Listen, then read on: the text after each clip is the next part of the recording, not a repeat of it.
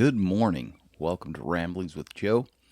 I'm drinking your Bora coffee, Rwanda. Upon waking this morning, I did my usual routine of reading the news. And in the news this morning was an article about Columbia University. And Columbia University, they've kind of acquiesced to Trump's wishes for them not to be so anti-Semitic. That's from President Trump's point of view.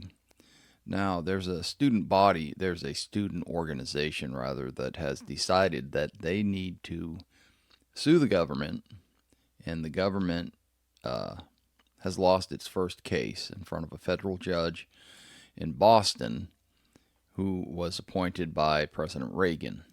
Now, their contention is that the federal government is affecting free speech on campus. If I read the article correctly, and I think I did, there is an organization of students that support the Palestinian movement, or rather, they wish for Israel to quit bombing the Gaza Strip. They created an encampment on campus, and in 2023, the leaders of the school required that they leave. They didn't leave, and the leaders of this higher education school called in the police. The police arrested a bunch of them and moved them out of the campus. I believe the article said that there were over 100 people arrested. One of those people was a professor of the school. Now, this professor had a green card, and evidently President Trump is moving to have, or his administration, I don't know how involved he actually is, but they're moving to have this person deported. Somehow this article has conflated those two issues. Columbia University wanted that encampment gone. These people were arrested. And on a separate issue now, President Trump's administration is moving to have this guy deported, this professor. I mean, when you are in a country as a guest, you should behave as a guest. It's that simple. The lawsuit is really centering on free speech, and that the school pretty much is allowing President Trump's agenda to be passed on down to the school. I'm sure this has to do with funding, and I would have been more impressed with the leaders of the school if they'd have told President Trump to go to hell. We don't need federal funding. Of course, they're not going to do that because colleges are now just one big money grab. They are just literally places to take money and get as much money as possible from the federal government, from the students who in the past had been, customers, and their product that they were purchasing was that of a good education. Government guaranteed loans, this has just become one big money grab. They're not so much worried about the education as they are the funds that they're getting from the students and the government. So, and also the government funds are actually being funneled to the schools through the students who are getting these loans, which are pretty much taxes that you can never get out from under, and you have to pay for, and they will even take your Social Security when you hit that age. So good luck with that education that you're not getting and you're paying for. The idea that Columbia is now under the thumb of the federal, you've been bought and paid for by the federal government, do what they want. I don't agree with that, but that's the reality of the situation. Owned. Columbia University and all those universities that are taking money from the federal government are owned by the federal government. How do I justify that statement? If they lose the funding from the federal government, they will do whatever it takes to get that funding back. That means you're owned by the federal government. So, on that front, wow. Keep pushing. I mean, maybe you can find a way to get those federal grants and funds without having to do what the Fed wants, but I kind of doubt it. You're stuck. You have created a system that requires that you, well, if the federal government's paying you, you're now have to give the customer what they want. And if the customer is the federal government, give them what they want. I think you're a bunch of losers for taking money from the federal government and taking tax money from the people. If your product isn't good enough to stand on its own, you should fail. Just like I think the auto industry should have failed when they went under and the government bailed them out. Just like the bank should have failed but oh no, too big to fail. It's Monday. I'm in a little bit of a foul mood. I'm okay though. I'm not waking up in a foul mood like I did last week. By the way, Columbia University is not supporting. Columbia University up front is not supporting the student organization that has sued the federal government and won at the first level. They are probably supporting them, behind the scenes. So that we won't ever know about. Your rights end where another person's rights begin. If you are on campus and you have created a camp, an encampment to put forth your opinion, and you are affecting other students who are paying for their education, and the university says you have to remove your encampment, you have to move it. You don't have a right to block other students from going to classes. You don't have a right to sit in a business's quad or whatever you want to call it, lawn. You don't have that right to interrupt that business doing business.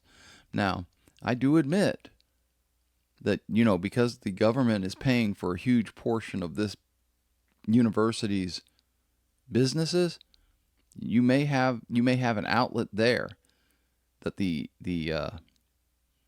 ability to protest the government in a government facility. Well, maybe Columbia University is now considered a government installation since they're taking so much money from the government. Yeah, maybe they do have a leg to stand on.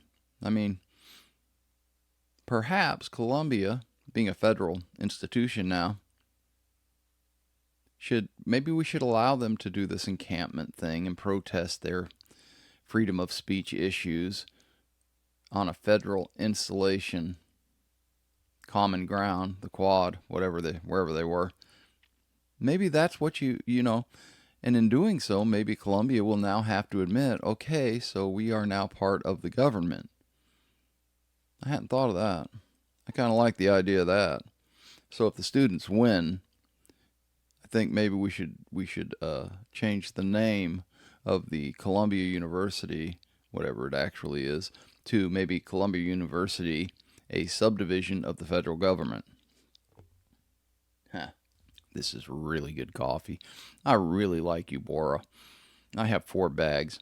I'm sorry, Black Rifle Coffee, but you've been outdone. I'm going to cancel my subscription, and I'm just going to subscribe to Eubora. This is fantastic coffee. On a lighter note, I don't know if you can call it a lighter note, but on a better note, it looks like the war between Israel and the Palestinians is coming to an end. I hope. I've been praying. If President Trump peace agreement with the Israelis and the Palestinians comes to fruition, that would be a great thing. Less killing, less destruction. I wonder how the rebuild is going to go. I'm curious to see how that's going to go. I think that they have a few more hostages, or maybe just one more hostage for Hamas to release. One of the requirements that Israel is going to put forth is that the Hamas is removed from power in the Gaza Strip. I don't know how the Palestinians are going to react. I'm not sure what kind of governing body they're going to have after this. Mostly I'm just happy that the killing has stopped. Now, if President Trump can pull this off with Ukraine and Russia, if he can get some kind of peace agreement going there, my brother is under the impression that President Trump should get the Nobel Peace Prize. I don't know. I don't like the president. I think that he's a scoundrel. But that would be huge if he could pull that off. If he could get Ukraine and Russia to stop fighting and come to some kind of equitable agreement that everybody's happy with, that would be pretty incredible. One of the things that someone once said, that a good negotiation outcome is when neither party is happy. Well, I'm hoping that maybe we can have an outcome for both of these areas where both parties are happy. But, of course, I doubt that'll happen. The idea that President Trump would receive a Nobel Peace Prize, I don't know. He seems a little bit too over the top, self-aggrandizing for that type of thing. I think this would just feed into his ego even more. I'm not against everything the president does. I'm not for everything the president does. As I've stated over and over again, that yeah, although I did vote for the president, I had to hold my nose. This is not the president that I would want. As a libertarian, there's no way I could vote for Oliver Chase. That guy was just he was a run-of-the-mill politician.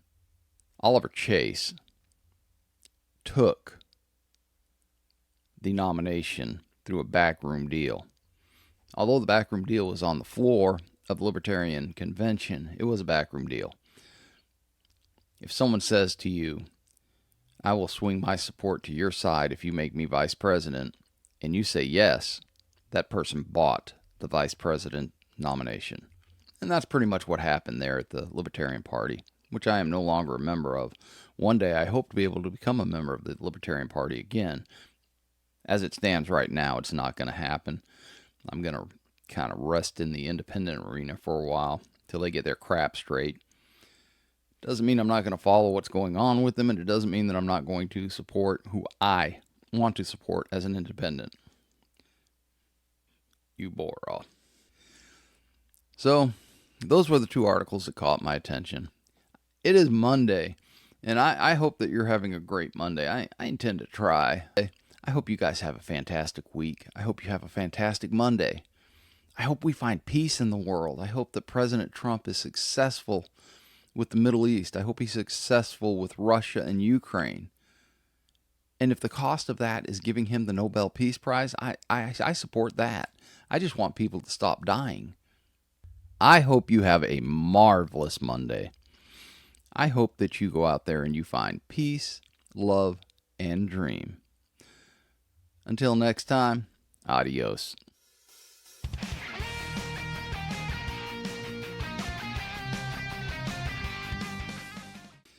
I hope you had a really good weekend. I had a fantastic weekend, a very productive weekend. I bought I bought a bed frame from Amazon, and I was a little bit worried about the quality because it was a lot cheaper than the mainstream offerings that I found online. But it turns out it was really good quality. I put it together. It took an hour and a half to put the bed together, mostly because I'm old and haven't been over to do it. But it's a decent bed. And I was really pleased. Nobody's gonna care about this, so I'll probably just edit it out. Talking about putting a bed together. That's just weird. Anyway, I had a good weekend. It was very productive. I hope you had a very productive weekend.